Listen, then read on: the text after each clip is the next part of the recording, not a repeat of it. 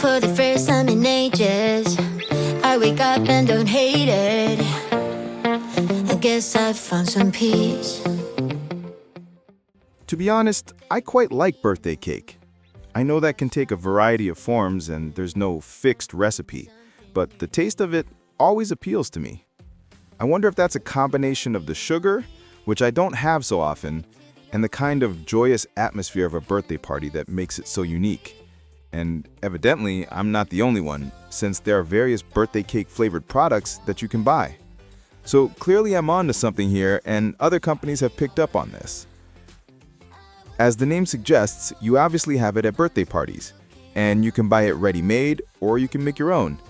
In my country, usually, close relatives make them or send them.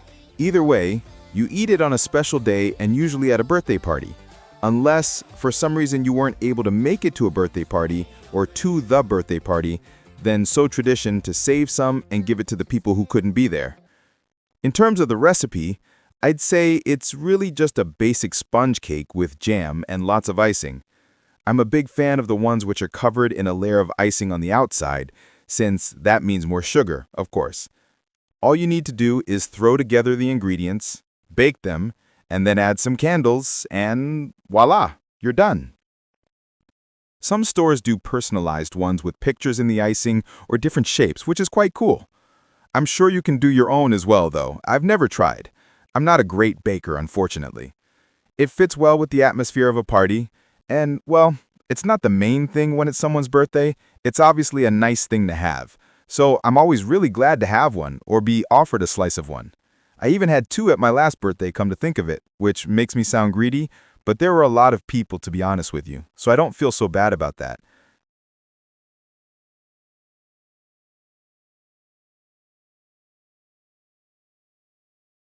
Do people in your country grow plants at home? They do indeed. In fact, I'd say there was a thriving houseplant industry given the number I see in the homes of the people I visit. As for the types, though, they're as varied as the people, frankly. You can see people with many olive trees and even some jungle plants. Others have bonsais and things like that. The variety is amazing. Are there any difficulties with growing plants at home? Not unless you're completely disorganized and unaware that you haven't watered the plants in a while. And usually, that's obvious from the condition that they get into. Do most people prefer vegetables from shops or grown at home? Well, that's probably more a question of necessity and preference, to be honest. Not everyone has the time and resources to grow their own vegetables, even if they are better for you. So they opt for store-bought things as a result, more often than not. Which food is generally popular in your country? Like many Western countries, it's easier to list what isn't acceptable compared to what is popular. There are all kinds of choices, and people eat a very varied diet by and large. I suppose it's dominated by meat and vegetables like beef and potatoes, but that's a very broad generalization and what's a very varied market. Why do some people prefer growing food as themselves? Well, it is rather cool when someone says that, and it marks them out as an independent person who can support themselves in addition to being knowledgeable about small-scale agriculture.